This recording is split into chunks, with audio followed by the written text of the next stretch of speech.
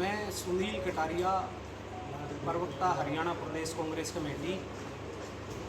मैं अपने साथियों के साथ ये एक बड़ा गंभीर विषय है जिस पे मैंने आज आप सब साथियों को याद किया है। आज हम चर्चा करना चाहते हैं जो चिराग योजना है, एक रैशनलाइजेशन के तहत जो हरियाणा सरकार स्कूलों को बंद करने पे तुली हुई है, और एक इतना गंभीर मुद्दा है जो ट्रांसफ़र पॉलिसी है सरकार की, और जो स्कूलों को बंद करने की योजना चल रही है, उस सारे विषय पे हम आज चर्चा करने के लिए यहाँ एक साथ इकट्ठे हुए हैं। आदरणीय साथियों, सारे भाई योजना सरकार लेके आई है। एक सरकार इस योजना के तहत क्या स्कूलों को बंद करने पे तुली हुई है। एक तरफ तो जिन अध्यापकों के पॉइंट्स ज़्यादा हैं, उन अध्यापकों को उनकी मर्जी की पोस्टिंग नहीं मिल रही है। उसकी एवज में जिन अध्यापकों के कम पॉइंट्स हैं, उनको उनकी मर्जी की उनको पोस्टिंग मिल रही है। इसमें कहीं ना कहीं खर्ची और पर्ची की बू आती है। अगर आप इसमें देखेंगे तो आपको पता चलेगा कि कम पॉइंट्स वाले टीचर को मनमर्जी की पोस्टिंग मिली, और ज़्यादा पॉइंट्स वाले टीचर को उसके घर से, उसके रेजिडेंस से दूर जाके उसको रेजिडेंस से दूर उसको स्कूल में पोस्टिंग मिल रही है। एक तो ये विषय है। दूसरा विषय जो ये चिराग योजना के तहत जो स्कूलों में जो चल रहा है, ये आप देखो कि मॉडल संस्कृति स्कूल में एक बच्चा मॉडल संस्कृति स्कूल में जाता है तो उसको 500 रुपये फीस देनी पड़ती है। वहीं प्राइवेट स्कूल में अगर बच्चा, सरकार प्रोत्साहित कर रही है कि प्राइवेट स्कूलों में आप एडमिशन लो, और प्राइवेट स्कूलों में एडमिशन के एवज में सरकार दूसरी क्लास से 5वीं क्लास तक के बच्चों को 700 रुपये, और 6ठी क्लास से 8वीं तक के बच्चे को 900 रुपये, और 9वीं क्लास से बच्चे से लेके 12वीं क्लास तक के बच्चे को 1100 रुपये सरकार पे करती है। आप सब जानते हैं, आप सब के बच्चे भी पढ़ते हैं। क्या कोई स्कूल ऐसा है जो 12वीं क्लास में, 11वीं क्लास में 1100 रुपये में बच्चे को पढ़ाता है? एक बात।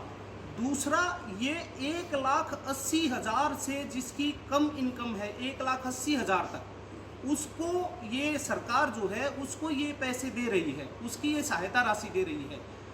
तकरीबन 15,000 रुपये के आसपास जो आदमी कमाता है, उसको सरकार ये प्रोत्साहन राशि उस बच्चे को दे रही है।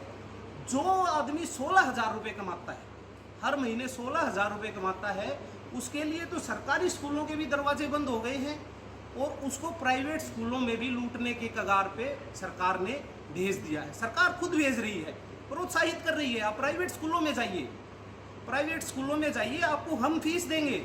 उल्टा सरकारी स्कूलों में जब बच्चा जा रहा है तो उससे पैसे लिए जा रहे हैं। कानून है हरियाणा में, 8वीं क्लास तक के बच्चों को फ्री शिक्षा का कानून है, और इसी योजना के तहत, इसी एक प्रोपगंडे के तहत सरकारी स्कूलों को बंद करने की कगार पे पहुंचा रही है हरियाणा सरकार। आपने देखा 4802 के आसपास पिछले 8 सालों में हरियाणा सरकार ने स्कूल बंद किए हैं। एक स्कूल जिन पे ताला लगा दिया गया है, ये उसकी लिस्ट है। 301 स्कूलों की मेरे पास लिस्ट है जिन पे ताले लगा दिए गए हैं, जबकि सरकार ये कहती है कि हमने कोई स्कूल बंद नहीं किए हैं।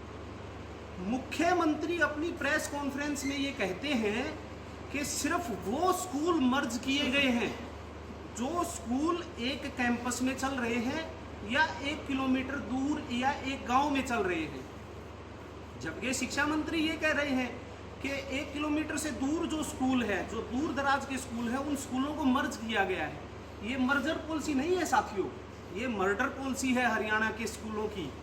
इसके तहत स्कूलों को, ये देखिए 301 स्कूलों की ये लिस्ट है मेरे पास, मैं दावे के साथ कहता हूँ, ये देखिए ये लिस्ट है मेरे पास। और एक आरटीआई के तहत मैं आपको ये बताना चाहता हूँ कि 2005 से लेके 2014 तक जो जब हरियाणा में हमारी सरकार थी, कांग्रेस पार्टी की सरकार थी, तो हमने जो है तकरीबन 2300 से 2400 के बीच में हमने नए स्कूल खोले थे, और उनका अपग्रेड भी करने का काम किया था। और मैं आपको बताऊं कि 36,980 पोस्ट खाली है अध्यापकों की।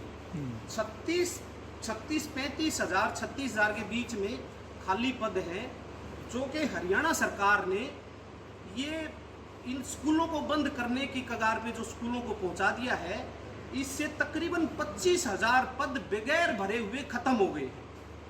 ये उसकी भी मेरे पास एक आरटीआई के तहत उसकी भी मेरे पास एक रिपोर्ट है, ये मैं आपको दिखा सकता हूँ। और खोले गए हैं वो 8 हैं, सिर्फ 8 स्कूल खोले हैं और 4802 स्कूल इन्होंने बंद किए हैं। तकरीबन 4800 से 5000 के बीच में इन्होंने स्कूल बंद किए हैं। तकरीबन 25,000 के आसपास जो पद थे वो इन्होंने खाली जो है भरने की बजाय उन पोस्टों को ख़त्म कर दिया गया है। एक ही स्कूल में एक से ज़्यादा अध्यापक एक विषय के हैं, जिसमें बाजिदपुर सबोली है, जिसमें बायो का टीचर अलग है, फिजिक्स का अलग है और एक पोस्ट टीजीटी की है अलग से, एक साइंस टीचर अलग है। जबकि सफियाबाद में फिजिक्स, केमिस्ट्री और बायो का एक भी टीचर नहीं है। आपके राठधना में भी इसी तरह है, टीजीटी पीजीटी टीचर्स की पोस्ट खाली पड़ी है। तो जी सरकार के हमारे तन पे कपड़ा हो या ना हो, हमारे पैर में चप्पल हो या ना हो, लेकिन हमारे हाथ में किताब जरूर होनी चाहिए। डॉक्टर भीमराव अंबेडकर जी ने ये कहा था, लेकिन ये सरकार हाथ में से किताब छीन के और कहीं दूर ले जाना चाहती है। किस रास्ते पे हमारे बच्चों को ये सरकार ले जाना चाहती है, उस बारे में तो ये सरकार ही ज़्यादा जानती है। और मैं आप लोगों के माध्यम से ये बात सरकार तक पहुंचाना चाहता हूँ। अपनी तैयारियां हैं, आज आप लोगों के माध्यम से मैं मुख्यमंत्री तक ये बात पहुंचाना चाहता हूँ कि आदरणीय मुख्यमंत्री जी, की शिक्षा का जो स्तर होता है वो किसी भी प्रदेश की नींव होती है। हर एक प्रदेश, हर एक देश की नींव जो होती है वो शिक्षा होती है। और आप हमारे देश को, शिक्षा को खराब करके हमारी नींव को खराब ना करें, हमारी शिक्षा पे, बेसिक शिक्षा पे ध्यान दें। और इसी तरीके से हमारा हर ज़िले में और हर डिस्ट्रिक्ट सेंटर पे हमारे प्रवक्ता और हमारी पार्टी के बड़े नेता प्रोग्राम करेंगे और सब लोग सरकार तक अपनी बात पहुंचाएंगे। कब देखिए, हमारे प्रोग्राम शुरू हो गए हैं, सभी प्रवक्ता अपनी अपनी जगह पे अपना अपना कार्यक्रम कर रहे होंगे और जिनका नहीं हो पाया वो एक आध दिन में कर लेंगे। और हमारे पार्टी के प्रदेश अध्यक्ष चौधरी उदय भान जी के नेतृत्व में, चौधरी भूपेंद्र सिंह हुड्डा जी के नेतृत्व में सारी पार्टी बड़ी मजबूती से इस शिक्षा योजना के खिलाफ, हरियाणा प्रदेश में इस योजना के खिलाफ काम करेगी।